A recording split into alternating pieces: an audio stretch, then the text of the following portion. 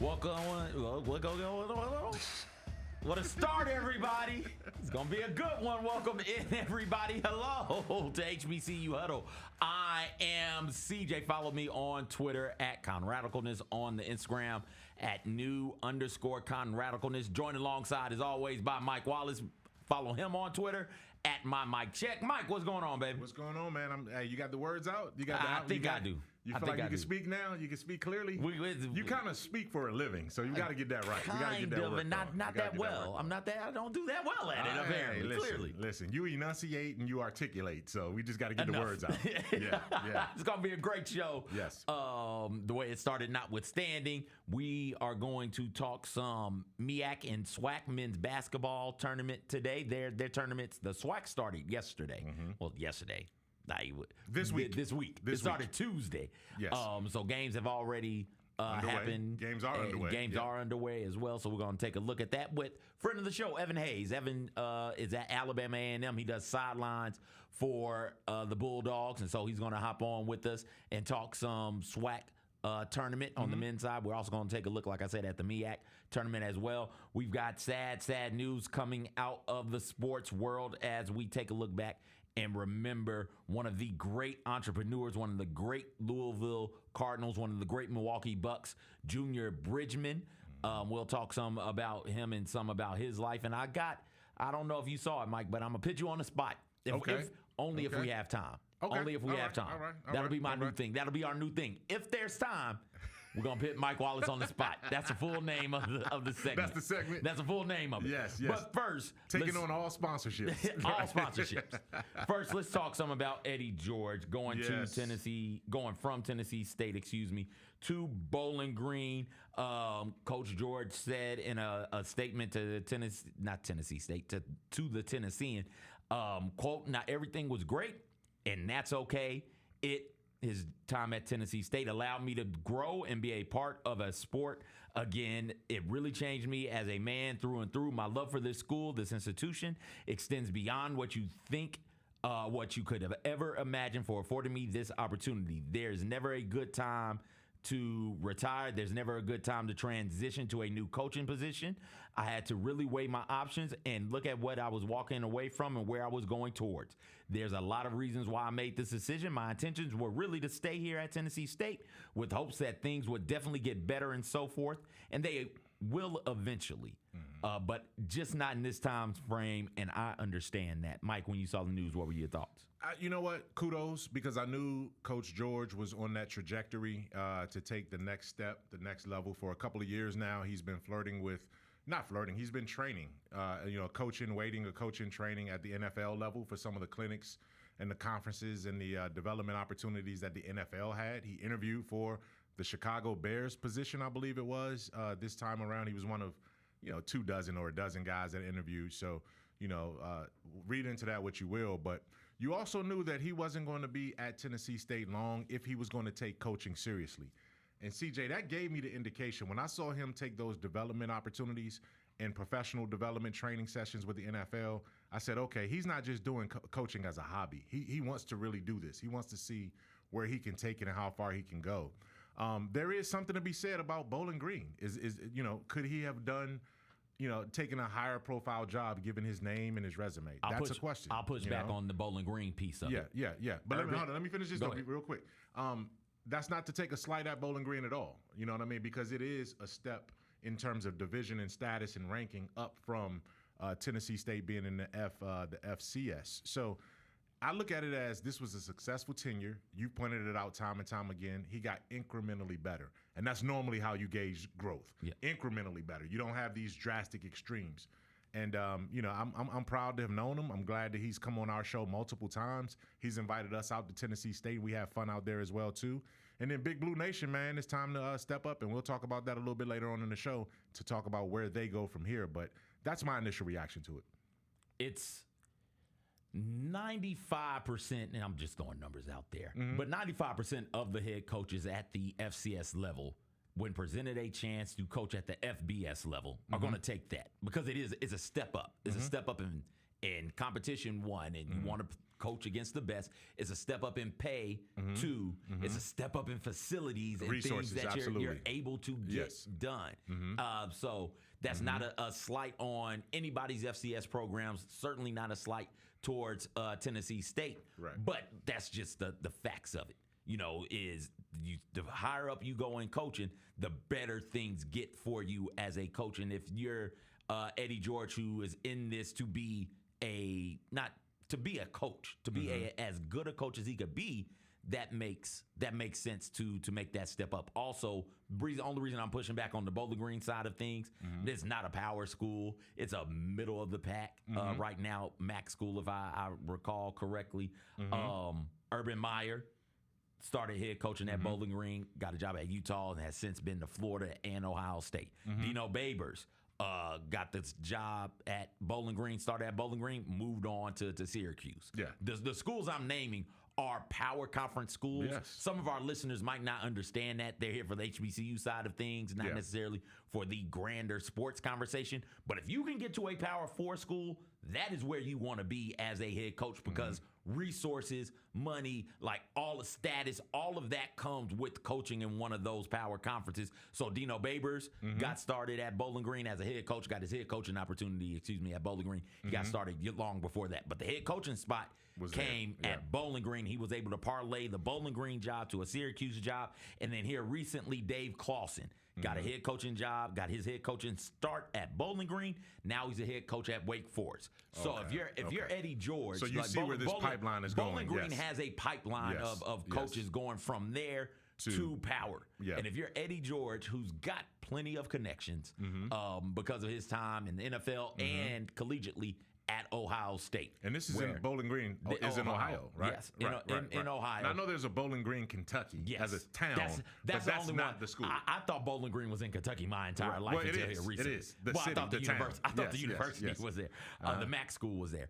So if you're Eddie George, who's got the connections. And Ohio ties at Ohio State. It's the greatest running back Urban Meyer outside of Archie Griffin to come out of Ohio State. Him. Yeah. That's what set this up. Urban Meyer called the athletic director. The athletic director called Urban Meyer, and Urban said, "Listen, I know a guy. Don't read anything. Don't do any sort of research yet. Just listen to Eddie George talk. Talk to Eddie George, the man, and then do the rest of your research and figure out if that's what you want." So the athletic director said, "All right, great, Urban. That's what we're going to do." Urban Meyer, coach, national championship winning coach at Florida and at Ohio State. He said, "All right, cool.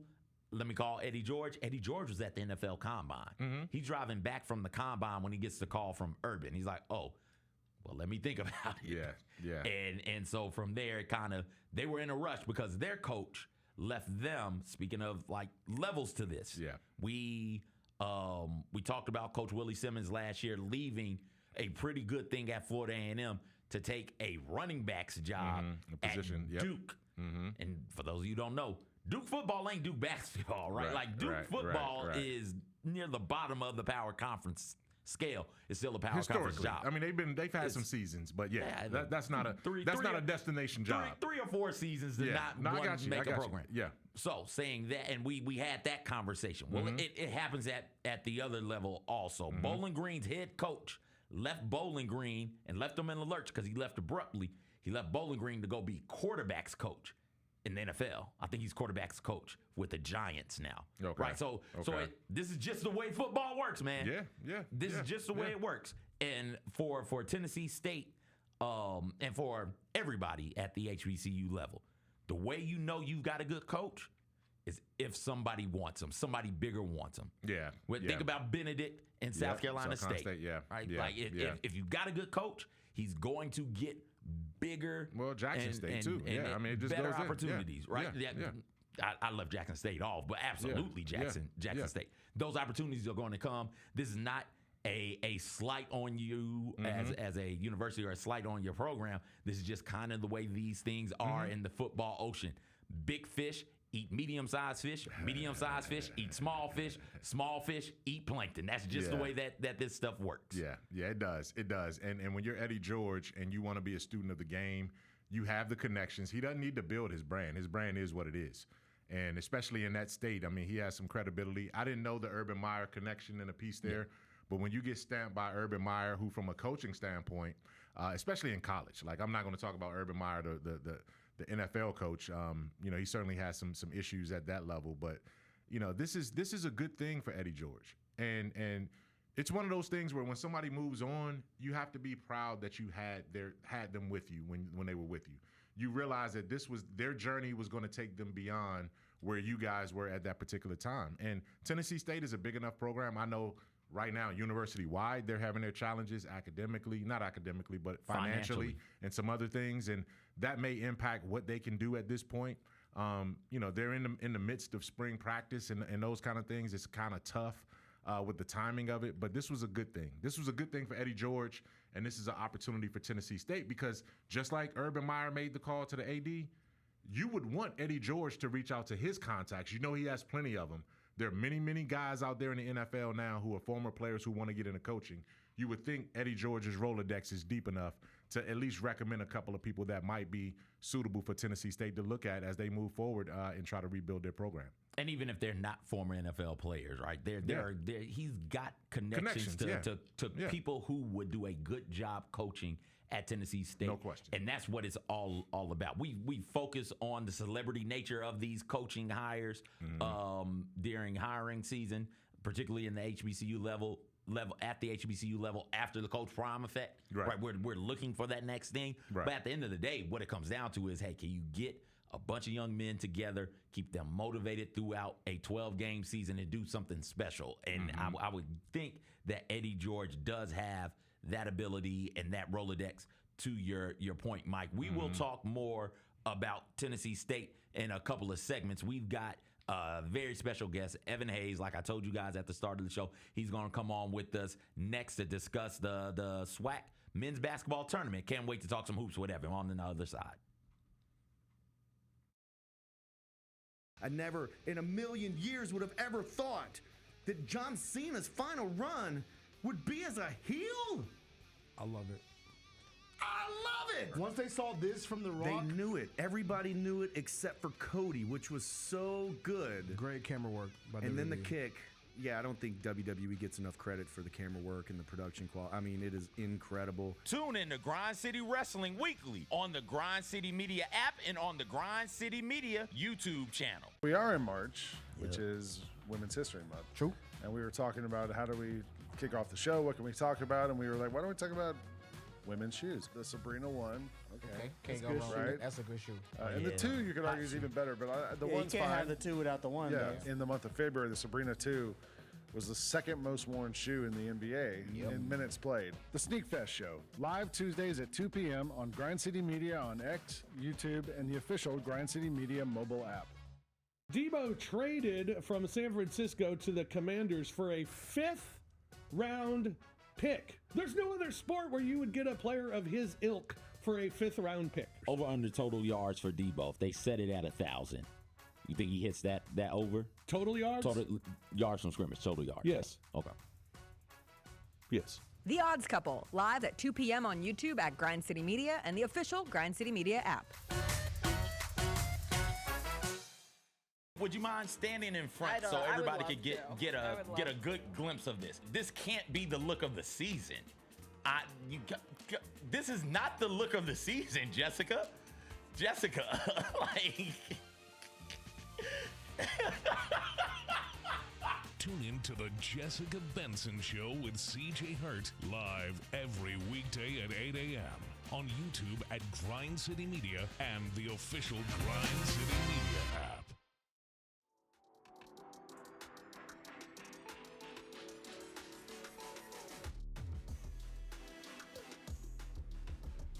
Welcome back, everybody. HBCU Huddle. CJ Hurt, Mike Wallace. We talked Eddie George a lot in the first segment. We'll talk some more Tennessee State here coming up. But we are pleased right now to be joined by a friend of the show, Evan Hayes. Evan is sideline reporter for Alabama A&M. He also has a tremendous podcast. I'll let him tell you more about that when he comes on. Follow him on Twitter at E11Hayes and on IG at I am Evan Hayes. Evan, thank you so much, man, for joining us today. How y'all doing, CJ? What's up, Mike? Can y'all hear me? Am I coming through clear and all that? Yeah, everything's clear. Everything's clear, man. How y'all doing? Let me just start things off with my condolences. Let me offer my condolences to you. Alabama A&M played in the first round of the SWAC tournament, took on Mike's Grambling State Tigers, and they lost. It wasn't a great game for Alabama A&M, so that season is over now. How would you grade the Alabama A&M men's basketball season if you had to give it a grade? If I could give it a grade, I would give it probably a C-. I feel like coming into season, we had a lot bigger expectations. We had a lot of transfers coming in. Of course, Coach Hughes is a great coach, but we just couldn't seem to get over the hump throughout the season. There was a lot of one-possession games that could have went either way, a lot of close games that just with late game execution didn't go our way. So I'll give it about a C-. We have a lot of guys coming back. So I would expect next year to be a better year, but definitely underperform. I definitely expected us to give a better fight to Graham. I know Mike was happy about that, but I'll give it about C- right now. Hopefully next year will be a little bit better. Anything to take away from these first round games, Evan? FAMU also beat Prairie View A&M yesterday in the first round of the SWAC tournament, 75-66. Anything, like any thought that one of these two teams could be somebody who could make some noise in the tournament? If I would say anyone, I feel like it'd be FAMU. Of course, they have they player of the year and a newcomer of the year on their team, and seeing them in person, there's a team that can get hot at the proper time and make a lot of noise. They're not my pick, but I'll get to my pick later. But I definitely like what I saw from FAMU.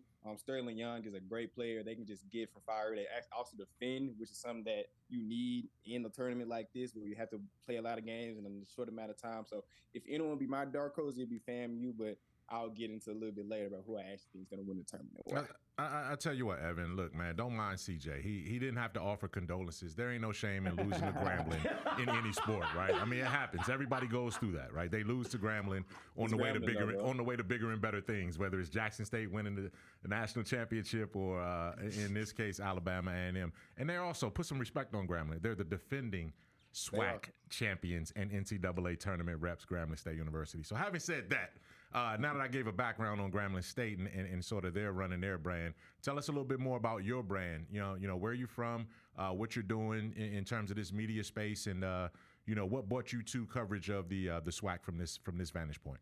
Well, if everyone don't know, I'm originally from Memphis, Tennessee. There you go. Born and raised in Memphis, Tennessee. Grizzlies fan until I die. Went to Middle College High School right in Midtown from Memphis, Tennessee. So I've been a fan of the sports for a long time. And, of course, I've been a fan of y'all, too. And we've talked for a long time, watching YouTube for a long time. So I'm just starting to build my brand. I've been working for Bluff City Media for about actually a year now. I'm coming in on a year of working for Bluff City Media. I have my own show on that network called the No Bluff Podcast that airs every week with my co-host, Chris Ingram. So I'm just getting my feet wet, man. I've done internships across the city with different smaller media companies. But when it comes to covering the SWAC, this is a fairly new thing. I'm in grad school right now. I graduated from Milligan University, a small NAIA school in Johnson City, Tennessee. And I did my own thing over there. Like I covered the basketball team. I did commentary, just kind of jack of all trades. I wrote for the team as well.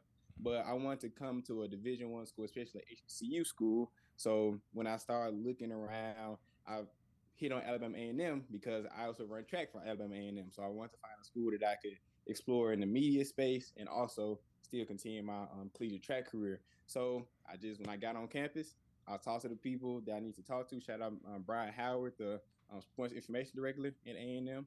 I showed him what I was doing, and he said he wanted to have me on for sideline report. So it's been a great experience so far. Coach Hughley has been great. Shout out Coach Don Thornton, the women's head coach at Alabama. They've been very nice to me, welcome me with open arms in the whole space. So I'm still fairly new to the game, but I've enjoyed it so far. Just being at HBCU, being on the Division I level, just seeing the difference. Atmosphere has been great. So I'm trying to just find my way. I'm a jack of all trades. I write a little bit too. So that's how I've got there, and I'm just trying to build from there. Well, I'll tell you what, man, shout out to you. Kudos to you for following through on, and I'll pull back the curtain a little bit, man. This is one of these brothers that's been around Memphis, and CJ and I feel strongly about, creating at least a lane where we can offer, anything we can, resources, advice, chilling for a day with us, coming up and shadowing, sitting in our offices and just talking, about industry, careers, being, young black professionals and all of those kind of things, because we walk those same paths.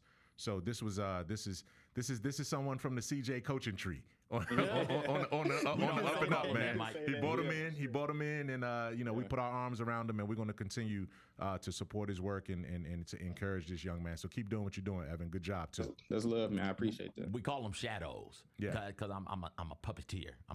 You're going to look up. You guys watching, you might, Evan, y'all are going to look up one day, and y'all will be like, oh, that person's doing big things, and they're from Memphis. I wonder. And they'll say, yep, got to start under CJ.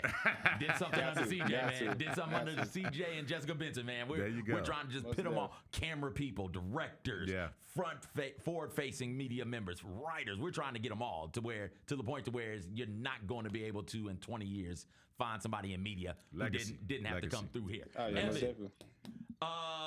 Which SWAC team is going to fare the best in the big dance? Not necessarily in the SWAC tournament, but when we look at potentially playing and then what is probably going to be a 16 versus 1 seed, which one of these SWAC schools do you think is going to fare the best? I may shock a lot of people, but I'm going to go with Jackson State University. I believe in the NCAA tournament, the guards run it. I believe JSU has the best guard in the SWAC and probably one of the best underrated guards in the country with Deshaun Ruffin. He missed a few games this year coming off ACL injuries. He's missed 10 games out of the 31 games he's played, but he's just pound to pound probably the best guard in this country in the SWAC. And I feel like with also the team they built around him, Coach Mo Williams done a great job getting that team together. That's what I would say. I feel like they've got hot at the right time. I believe they're on a 6-game winning streak right now. And of course, they play tonight. But they're on a 6-game winning streak. They're getting hot at the right time. So I would say Jackson State. Another team I would say outside Jackson State is Texas Southern. Again, Kavion McClain, another Memphis product who I know personally. He's been telling me that they've been gearing up for a long run if they get at this tournament. So Jackson State number 1, but if I had to say another team, definitely Texas Southern. And those are your picks to win the tournament? Yes, my bracket is Jackson State is to win. The reason I have Texas Southern as a dark horse because, like I said, the guards run it. I know the big wig is Southern right now. Southern has been dominated. They've only lost 2 games in the SWAC this year, but they've also lost to A-State, and A-State is on their bracket. So I just think they're going to go through a gauntlet on their side, and Jackson State will be ready for them. So I got Jackson State and Texas Southern in the championship and JSU winning. That's all right, man. Look, I'm not gonna hold that against him. I'm gonna take that. I'm gonna take that with a sign of respect because he mentioned Jackson State, Texas Southern, Alabama State, Alcorn State, and Southern. Like you basically drew a circle around Grambling. basically, you just drew a geographic. Y'all got a long road, Mike. You just do it. I know. You drew a geographic circle around Grambling, but that's the nature of the SWAC, though, man. It's like in these single elimination tournaments, and then you lose one night, you have one bad night, and you're done. The quest is to get to Saturday or whatever, right? This tournament is in Atlanta at the arena that's right close to the airport out there. And, you could throw a name, any name into it, pull a name out of a hat, and whoever you pull out, it won't necessarily be a shock among the teams that he just talked about. Jackson State probably came the furthest because they started off really, really sluggish early in this season and then rally strong. So when you look at, these teams, is there a possibility when you look at any side of HBCU that they can get a 15 seed and maybe avoid the 16, or is it automatically going to be a 16 coming out no matter what, and they got their work cut out for them going up against a number 1?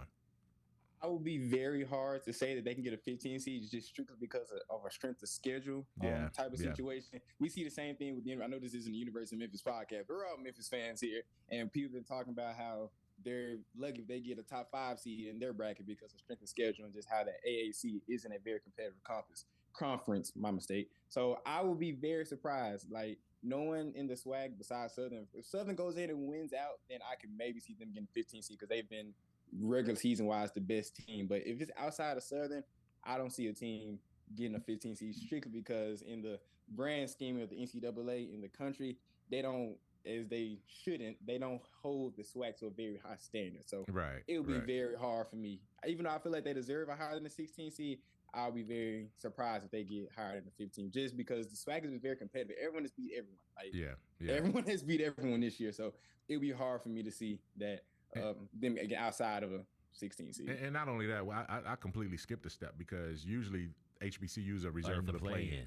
Yeah, exactly. Go ahead, CJ. Do you think they're in the play-in? That's a good question. I would say because it's been so competitive, I feel like they may give them a nod and giving them to the round of 64, but I wouldn't be surprised at all if they get to the 68 and they have to play their way into the tournament. I will hope that they get to the round of 64, but I wouldn't be surprised at all if they get to play in. Evan, shout out one more time where folks can find your stuff at, man. Oh yeah, I'm on Twitter at E11Hayes. That's where I do most of my media stuff on there. Like I'm always live tweeting about the games, about the Grizzlies game and Tigers basketball. My Instagram is I am Evan Hayes. You can find me on all the Bluff City Media networks. I actually have like a game. I'm reviewing the game tonight. The Grizzlies play the Jazz. I have a game review up tomorrow morning, so that'll be up on YouTube, Twitter, and all of that. I believe that's everything. You know, on the YouTube, what's the username on YouTube? YouTube is Bluff City Media, that network. I have my own personal YouTube channel that I'm trying to start up. It's just Evan Hayes, but I need to like build that up eventually one day. But YouTube, Bluff City Media, you'll find me on there tomorrow morning and every Monday at Bluff City Media on YouTube and BCM Grizzlies on Twitter. You can find my show, The No Bluffing Podcast, where I talk all things Grizzlies, pop culture, NFL, things of that nature. So trying to do a little bit of everything, y'all. Awesome. Good stuff. Good stuff. Keep grinding, man. Keep it up, man. I'm sure we'll find a reason to talk to you real soon, Evan. Thanks for joining us, baby. He's a star, man. He's a star, man. Keep doing what you're doing, man. And you're going to kick in some doors in this industry, man. And hopefully that can be something that you continue to open the doors for as well, too. So keep paying it forward, brother. Yes, I appreciate both of y'all having me on. Y'all have both been in my corner since I hit both of y'all up this past summer. So shout out Jess, shout out GP, shout out all the people for Grind City Media for being welcoming and being just nice to me, because y'all don't have to do that. Y'all are at your own standard, and just a 21-year-old kid from the city, y'all don't have to extend those olive branch to me. So I appreciate that sincerely, y'all. Appreciate you, man. No problem. Evan Hayes, thank you so much, man. Mike, MEAC tournament is also going on right now on the men's side. That bracket is Norfolk State. Stop me if you heard this one before here in the recent history. Norfolk State is the 1 seed. They've won 3 of the last 4 MEAC regular season titles. Yep. Not much to show for it, though. They hadn't been able to win that MEAC tournament. And the winning the MEAC tournament gets you into the field of 68. Right. So when we look at this, Mike, and I want to say Howard won it last year, right? Howard has won the last 2, I do believe. Howard's the defending MEAC tournament champions. Yes. Great job by Coach Kenneth Blakeney's program as they go for their 3rd straight appearance in the Big Dance and 3rd straight conference tournament championship. When you think about the MEAC, Mike, is this Norfolk State's this time, or is Howard, or maybe even the South Carolina State, Delaware State is also sitting there? Shout out to the Fighting Kyras. Are they going to find a way to upset Norfolk State and win the conference? I would say the recent trend is that they will and that they can, right? Norfolk State, and see, Norfolk State's program is so strong that they're one of the rare HBCUs at that level that can not win their conference tournament and still get an NIT invite. Yeah, because that's what they have done all year long in terms of the power that they play with. So that means that their program is stable. But I think they need to break through. You can't be this good over this long in the conference and not have an NCAA tournament win the show for it. But Howard has come on strong, man. Coach Blakeney has done a great job, as you said, with that program. They got a lot of transfers that came in. They got a really, really nice NIL set up where they're a great freshman in Harper leading the MEAC in scoring. Yeah, I mean, they always, like Howard, football is always going to be a challenge for Howard just because they don't have the depth. They don't recruit to the depth that they need to really, really, really sustain. But basketball, man, you could do a lot worse than ending up at Howard on the Mecca playing basketball at that university, man. Bird Gym, that's one of the best places you could play. It's the fans and students are right on top of you. I played games there, you know what I mean? And I remember what it was like to be in that environment, and they take it seriously there. So I think Howard and Norfolk State are going to be the 2 teams to watch for sure. Don't forget about South Carolina State. They're on a 9-game win streak, and that streak includes a win over Norfolk, 2 wins over Howard, and a win over the Fighting Kyras, who are the 3rd seed. So it's wide open on both SWAC and MEAC, wide open. Can't wait to see how this all plays out. It's going to be some good stuff. Let's go back to the Eddie George conversation, back to the Tennessee State side of things. We've got a great pick 6 for you this week. 6 potential replacements for Coach Eddie George at Tennessee State. All right, so I thought you had something else. What? You switched up on me then. I recommended that. Yeah, no, I went with it. I went with it. What do you mean? I went with it, Mike. Switch it up. I got you. Okay. Here? All right. Let's go. I was like, oh no, that's way better than what I was going to do. Let's do it. Number 6.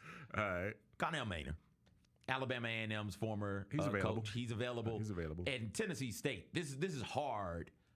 This is made harder by the financial restraints, I think, that are coming down the pipeline at Tennessee State. Yeah. And it's not just, I think. We all know it's coming. Yeah. They know it's coming.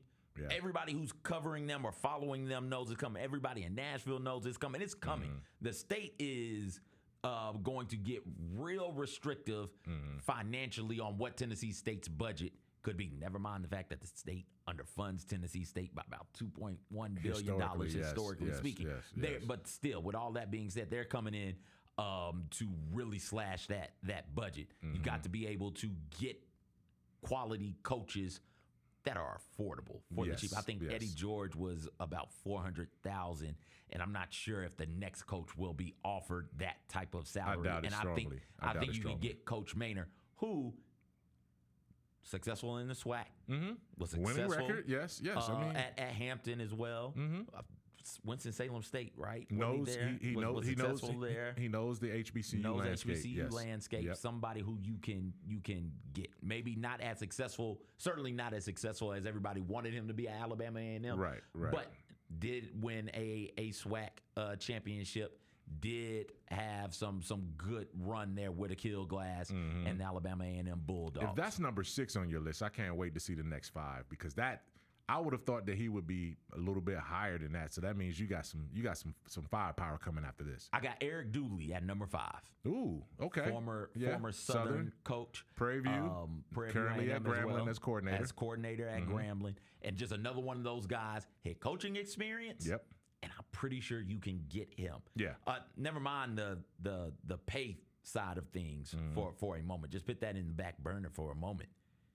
Season is now almost.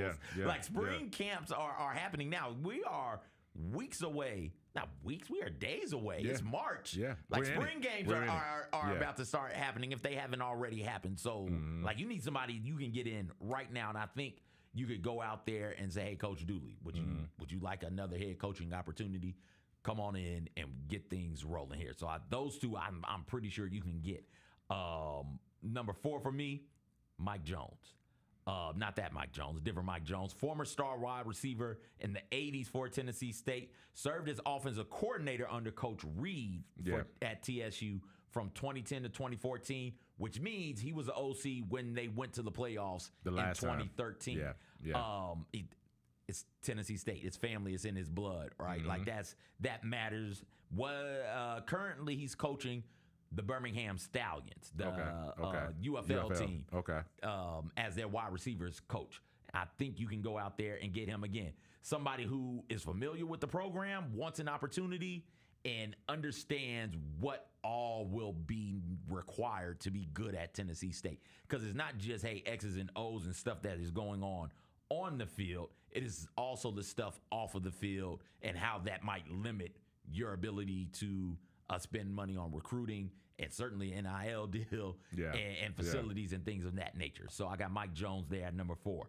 Number 3 for me, another one of these Tennessee State alums, Shannon Harris, former quarterback in 2000, 2001 for Tennessee State, been on various staffs, Hampton, Alcorn State, Alabama State, was offensive coordinator at Tennessee State for a season, was an interim head coach at Virginia State in 2022. Currently, he's a quarterback coach for the DC Defenders. Another one of those guys, though, man. He and Mike Jones, I think Tennessee State should absolutely be talking to, are absolutely talking to. I can't say absolutely. I'm not connected like that. I do think if I was gambling, they have put in phone calls and reached out to see what these two are doing. Because, again, Tennessee State is home. Come help us in this time of turmoil, upheaval. Help us right the ship. Yep, straight challenging right now. And that's those are two guys that should be accessible. And the 6 and 5, Dooley and Maynor, are guys that may be a little. I mean, you got to at least negotiate with those guys because they've had some head coaching experience. But all 4 of those so far are right in that wheelhouse, man. And you got 2 more. You got 2 more to go. And I have a name too that I'm almost absolutely. Well, I'm not almost. I'm absolutely certain that won't be in your top 2. I hadn't seen your top 2, but once you give me your top 2, I'm gonna give you one more name. And it's going to be okay, that might make sense, but go ahead. Remember what I said earlier? Big fish eat medium fish eat small fish eat plankton. I hate this for Virginia Union. I would hate it for Virginia Union. But Alvin Parker has done a tremendous job up there. 25 years as a coach. Head coaching record of 50-17. Last three seasons at Virginia Union. 29-8 overall. 21-3 in conference. 3 straight trips to the D2 playoffs. 2 CIAA championships, and finished ranked all 3 years. Finished ranked in D2 all 3 years. Went straight from playing at Virginia Union to coaching at Virginia Union. It's like he is a perfect fit for Virginia Union. I hope he never leaves. But medium fish do eat small fish. D2 football is different than FCS. It is a step up. And he's a great coach. He is a known commodity. He is terrific. Tennessee borders on Virginia. Maybe you can get into that Virginia pipeline with Coach Parker. True. Yeah. He just coached the Black College Player of the Year. Just coached Black College Player of the Year. So, yeah. That's reach out to him. See. Yes. That's all I'm saying. Okay. It would pain me if he leaves. I might be in tears if he leaves Virginia Union because that's just a fit. But hey. But it seems like a shot he would deserve. He would deserve. He deserves a shot. Yeah. And it might be a shot that he wants to take. Yeah. Absolutely. Yeah. Absolutely. And then, Mike, you know my number one. Whenever we do one of these lists. Yes. Fred Go McNair. get him. Go get him. Come on. Go get him, Tennessee State. He's right there waiting for you. Go get him. Go get him. I mean, no one's has much in terms of a division championship resume, a conference championship resume. He's been to the Celebration Bowl. This is a guy that deserves another shot. It didn't end well.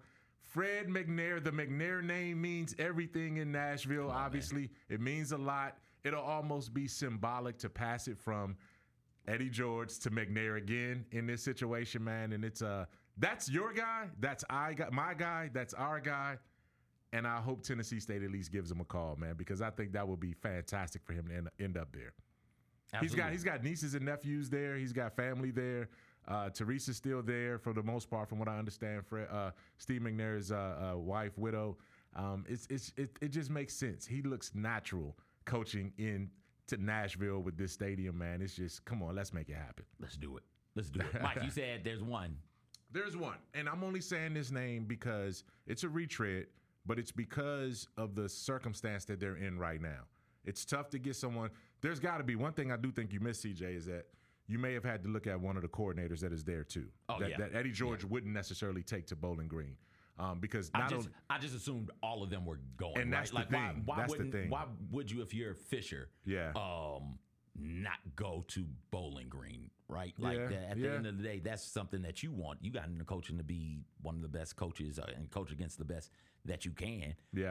I'm assuming both the offensive and defensive coordinator are both gone also. I would say at least make a run at it, right? Okay. To try to give someone their head coaching job, especially if they're already comfortable there, their family's comfortable there. You might have a chance to keep some continuity, especially going into spring, because otherwise you might as well cancel spring. From this point, they got to do conditioning. You got to pop pads. You got to do it. You got to do it. But Jeff Fisher is a name, right? And you were talking about Fisher. That's not the Fisher you were talking about. Not Jeff Fisher, his son. His son. But I'm saying Jeff Fisher, the former Titans coach. Okay. Go ahead and take Tennessee State. The name recognition, it'll be cheap. He won't cost you an arm and leg. He wants to still be around the game, obviously. And this will give him something. It'll give him a little bit of credibility. But the other name, though, is another retread. Bring Rod Reed back and say, hey, I'm going to give you 2-3 years. We're in a tough spot. We know that you know the program. We know that you know the alumni base. You didn't do a terrible job. You got us to the playoffs before. You know what the expectation is here. We're in a tough spot, man. Let's bring you back for a 3-year contract, 2 years guaranteed with a school option for the third, and let's see what we can do, in this era. And he's great at transfers, so he can bring a lot of transfers in. He's done that before. and see if he can be a stopgap right now until you can develop someone else for the long haul? I almost put Coach Reed down. Yeah. But I follow him on Instagram, and my man is having so much fun with Marcel right now. For those of you who don't know, that's his son. That's his son, quarterback at Texas A&M, right? He is not a game he's missing. He is not going to miss one of those games, man. He's so proud, and as well he should be. Absolutely. Marcel went to high school where I graduated from. Oh, okay. And he's got to be the first black quarterback in school history.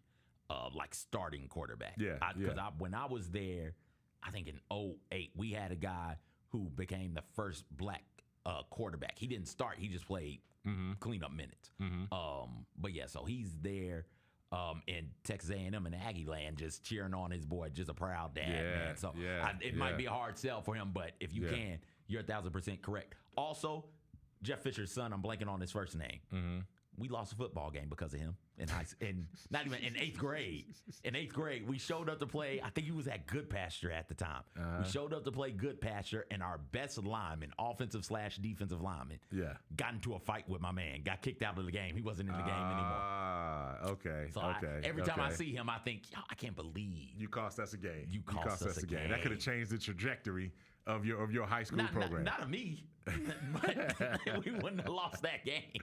Oh man, sad news, Mike. Right now, out of the basketball world, Junior Bridgeman, star basketball player at Louisville and for the Bucks and Clippers, passed away. He took a fall and like that did it. He was 71 years old when he passed away. Number 2 is retired by the Milwaukee Bucks, one of those players who, when Bucks fans think about the heydays of the Bucks from yesteryear, he's one of those players who come to mind because he gave so much on the field. One of the best 6 men in the NBA during his playing time. He's a 2-time MVC Player of the Year at Louisville when they were in the Metro.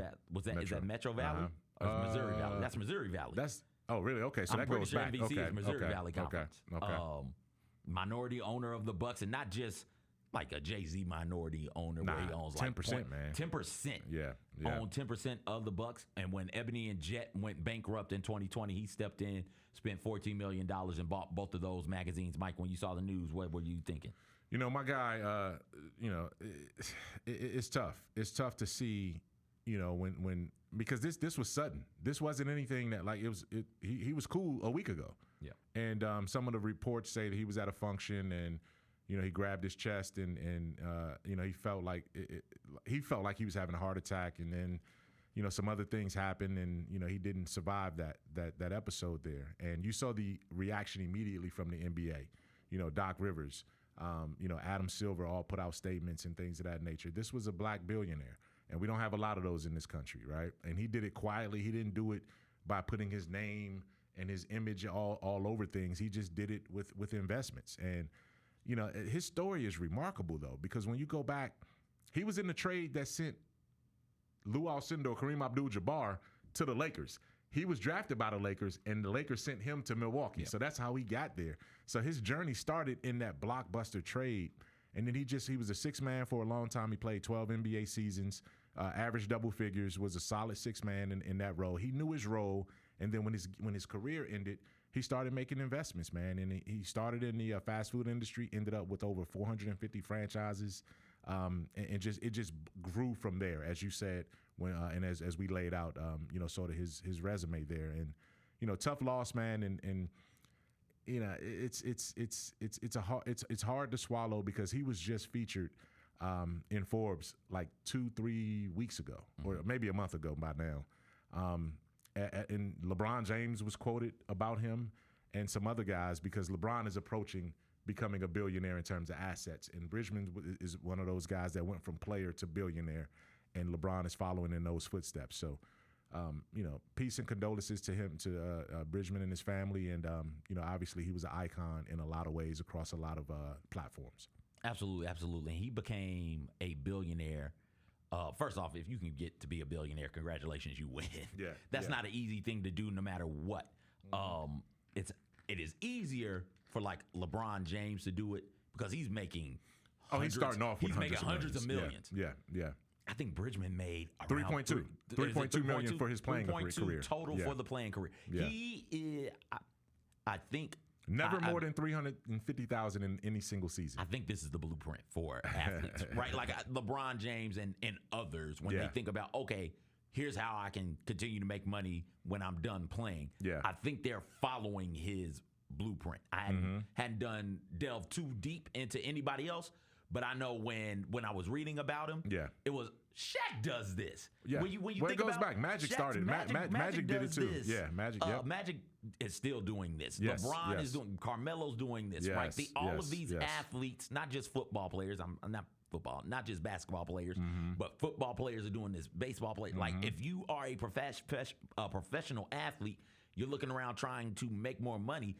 This is one of the ways you can do it. Yeah. When you talk about, you brought it up. He owns several franchises, including 250 Wendy's. At one point, he was the second largest Wendy's franchise owner in the United States. He owned 125 Chili's. He owned 45 Fannie Mae chocolate stores. He owned a handful of Fazoli's restaurants, right? And then from there, he continues to make money. Yeah. And that's because his money is making money. His money is making money at that point. Yeah. There's a reason why he is in the Entrepreneur Hall of Fame. I didn't realize we had an Entrepreneur Hall of Fame. But in 2014, he was inducted into the Entrepreneur Hall of Fame. He, at the time of his passing, employed around 11,000 people. Wow. 11,000 people he employed. Yeah. And right? 71 years old too, and that's young. Yeah. Like that's incredible. Yeah. And amazing. The business side of things was incredible and amazing. So sad that he passed away at 70. He was doing things in Louisville, like he put on like a Kentucky Derby soiree, and a bunch of really talented celebrities would come in and kick it with him at the Kentucky Derby, pre-Derby, and hang out and have parties and things like that. And it's just the city of Louisville misses him. City of Milwaukee misses him. The NBA misses him. Yeah. Right. Like that's how you know his reach is so large and so grand, man. So RIP to him, and thoughts and prayers to his wife Doris and their 3 kids. Yes, no question about it. As you said, he provided the blueprint for anyone that wants to be, and he did it. He wasn't a superstar basketball player that had big time contracts. No, he did it as a 6-man. He did it as a reserve, right? So, that's the blueprint. And like you said, man, we all can learn in terms of accumulating it's assets. It's hard talking, man. ain't it? It is, man. You got me. I caught the bug you just had right there. Yeah, access. When you get access to that kind of capital, and then you just continue to flip it, it says a lot about your business acumen. And again, it's a tough loss, and hopefully we can learn from some of his lessons, man. So, Junior Bridgeman, great ambassador for the NBA, great human being. May you rest in peace. Absolutely. We've got about 3 minutes left, which means we got time, Mike. Okay. It's time for the new segment. If there's time, let's hit Mike on the spot. It's good stuff. All right. All right, so here's what you're going to do, Mike. Yes. You're going to pick 4 of these singers to form your ultimate R&B group. You'll pick them, and then if there's time after that, you'll tell me the name of the album. Okay. All right. Kyra, let's get them. Pick any 4 from that group. So, for those of you listening and not watching, we got Dino from H-Town, Cisco from Drew Hill, JoJo from Jodeci, Wanye Morris, Boys to Men, Lil G, the bald-headed dude who just be wailing on Silk songs. We got Slim from 112, RL from Next. We've got Brandon Casey from Jagged Edge, Tony Thompson from High Five, and Kenny Green, Mike. Ooh. Here we go. All right, hold up. Kenny Green. Remind me, Kenny Green. Kenny Green is from where? Intro. Oh, they had the best one-hit one. They had 2. They had 2 hits. I'm going to go Tony Thompson. That's my number 1 pick. Because he was so underrated, man, with High Five, man. That was just big time. Wanye Morris, number 2. Okay. From Boys to Men. I'm going to go Cisco, 3, and then my man JoJo from Okay. Yeah, it's 4. All right. Yeah. And what I call that group? Yes. Man. Dang, man. Man, you got to help me with that. Think about it. Yeah. Because I'm going to tell you mine, is Cisco, Lil G. I also wanted RL. RL made some great he's a great producer. Yeah, RL's good. And Tony Thompson as well. Yeah. So those would be my 4. I would call my group Baby Please. Baby Please. Baby Please. Ah. Because all we're doing is begging. Those are all of them grade A beggars. Yeah, they are. All of them grade A beggars. They are.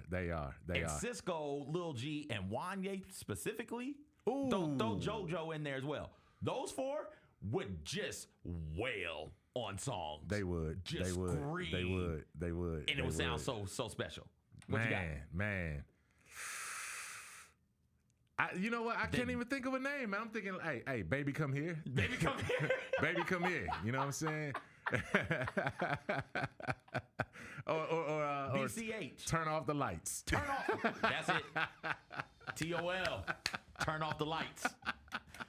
Baby, please, and turn off the lights. There it is. I love all of them, man. I got a lot of their music in my playlist too, man. So, big time. I've listened to We Can't Be Friends, RL and Deborah Cox. Yes. And I had to stop walking because they were speaking to me.